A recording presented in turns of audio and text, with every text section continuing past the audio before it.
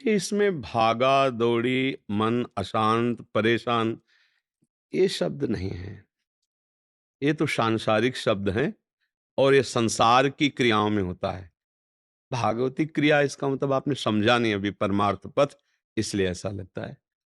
परमार्थ प्यार में कोई सिखावा या पढ़ाया हुआ कार्य काम नहीं करता। प्यार सीधे हृदय का विषय होता है।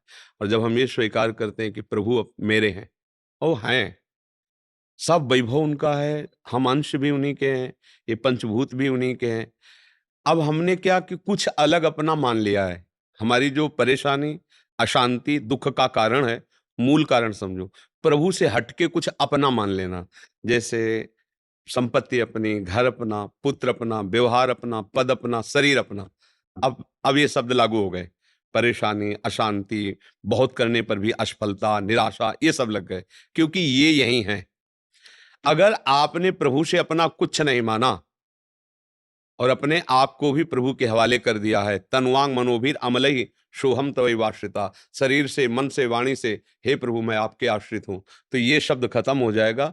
परेशानी, हैरान हूं, बहुत विषाद युक्त हूं, बहुत समस्या में फंसा हूं, ये शब्द नहीं होंगे। प्रभु की प्राप्ति के लिए परेशानी की जरूरत नहीं है। परेशानी संसार की प्राप्ति, क्योंकि कभी ना मिला आज तक कि ना किसी को मिलेगा। संसार किसी के हाथ में नहीं लगा, किसी के हाथ में नहीं लगा। बड़े बड़े चक्रवर्ती, सम्राट, महारथी हो गए, गए तब सब छोड़ के गए, कुछ हाथ नहीं लगा। हाँ, परमार्थ हमारा वास्तविक धन है, अर्थात भगवत भजन करना, भगवत आश्रित रहना। अब मन चूंकि प्रभु में इसलिए नहीं लगता कि बहुत समय से विषयों और संसार में लगा रहा है, तो हम चाहते हैं कि प्रभु में लगाएं, पर वो लगता नहीं। पर अगर हमारी चाह पक्की हो जाएगी तो ये लग जाएगा। करत करत अभ्यास के जड़ मत होत सुजान, रस्सी जावत आवत जात ही सिल पर होत निशान। तो हमारे मन में राधा नाम अंकित हो जाएगा, कृष्ण नाम अंकित हो जाएगा। पर हम बार बार अभ्यास करें, ये परेशान होकर के नहीं, उतावले होकर के नहीं, आनंद। हम जानते हो जल्दीबाजी क्यों करते हैं? बस भगवान प्रसन्न हो जाओ, सारे काम बन जाओ, सारी समस्या मिट जाए, इसलिए जल्दी हम चाहे। हमें जल्दी की जरूरत नहीं है। हमें जरूरत है एक एक श्वास प्रभु की सेवा और सुमिरन में। बस एक एक श्वास अगर आप प्रभु की सेवा और सुमिरन में लगा दिए तो जीते जी भगवत प्राप्त हो, जीते जी खुद आपको अनुभव में आएगा। हमारे प्रभु हृदय आराध्य हैं, वो यहीं बैठे, कहीं दूर नहीं जाना है, बस उनको पुकारना है। और प्रभु से कुछ भी अलग रखोगे तो फिर बात नहीं बनेगी, कुछ भी अलग। इसलिए भक्तों का जीवन देखो, नाथ सकल संपदा तुम्हारी, मैं सेवक समेत सुतनारी, कुछ भी अलग नहीं। सब गिरिराज जी का, सब श्री कृष्ण चंद्र जू का, सब प्रिया जू का। अब समस्या किस बात की है?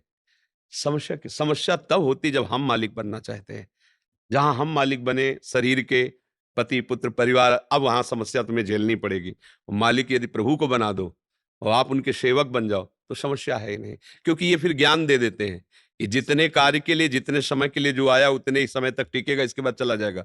चाहे वो वस्तु हो, चाहे पद हो, चाहे व्यक्ति हो, चाहे स्थान हो, जितने काल तक के लिए तुम्हारी सेवा है उतने काल तक, इसके बाद हटा दिए जाओगे। फिर परेशानी क्या? जैसे सरकारी आदमी हर समय तैयार रहता है, बंगले पे रहता है, गाड़ी, हर व्यवस्था सरकारी हुई, पर वो जानता है सरकारी व्यवस्था कभी भी हमें ट्रांसफर हो सकता है, कभी भी छिन सकता है। बिल्कुल ऐसे ही तैयार रहो, ये गाड़ी कभी भी छिन सकती है, कभी भी ट्रांसफर हो सकता है, किसी भी योनि में भेज सकते हैं। इसलिए उनको ऐसे मना लो कि ट्रांसफर अब सीधे उन्हीं के पास हो, अब किसी और योनियों में न जाना पड़े संसार चक्र में। और जब आप ये लक्ष्य करोगे तो मन लगने लगेगा। जैसे हम मन में ये बैठा लिए कि रुपया सुख का हेतु है, अब हम कुछ भी करेंगे तो हमारी नजर रुपये पे रहेगी। कुछ भी, इसमें कितना लाभ होगा, इसमें कितना रुपया मिलेगा, कुछ भी, क्योंकि हमारा लक्ष्य रुपया बन गया। ऐसे अगर हमारा लक्ष्य बन जाए भगवत प्राप्ति, तो हर क्रिया में प्रश्न होगा, इससे भगवत प्राप्ति में सहयोग मिलेगा, इससे कितना सहयोग मिलेगा, इससे कितना विघ्न पड़ेगा, इसमें कितना भगवत प्राप्ति से हम नीचे गिर सकते हैं, वो विचार केवल भगवत प्राप्ति का चलेगा। ऐसे ही हमको सावधान होकर मन को भगवत प्राप्ति का लक्ष्य बना के लगाना है। ये धीरे धीरे लग जाएगा। अगर लगता नहीं ना, तो हम ये भी कह देते कि प्रयास करने पर नहीं लगता। बचपन से लगे, गुरु कृपा से लगाया, तो फिर आगे चलकर भजन करना नहीं पड़ता। दिमाग पूरा भजन में होता है। वो जैसे दिल धड़क रहा है ना, ऐसे ही मंत्र, नाम भर जाता है दिमाग, क्योंकि और कुछ रहा नहीं, और कोई आश्रय नहीं, और कोई सुख की बात नहीं मन में। वो सब उनकी कृपा से मलिनता सा, अब वो अपने आप स्फुरित होता है। अपने आप श्वासा श्वासा नाम जपे, दुविधा रहे न कोई, श्वास श्वास सुमिरन करे। जहां प्रभु का सुमिरन प्रारंभ होता है अभ्यास से, एक होता है करना, एक होता है और जहां होना प्रारंभ होता है, बन निहाल हो जाता है जीव। तो अभ्यास से होता है। जैसे हम अभ्यास से विषयों में गिर गए, ऐसे अभ्यास से हम प्रभु की तरफ उठकर चलें। ये अभ्यास भगवान ने ही आज्ञा करी है कि अभ्यास योग युक्तेन चेतसा नान्यगामिना। तुम ऐसा अभ्यास करो कि मेरा चित्त जो है वो भजन से ना हटे। अभ्यास करने से हो जाएगा। जैसे आपने लक्ष्य बनाया, आप आ गए। अगर आप लक्ष्य नहीं बनाते तो आप कैसे आ जाते?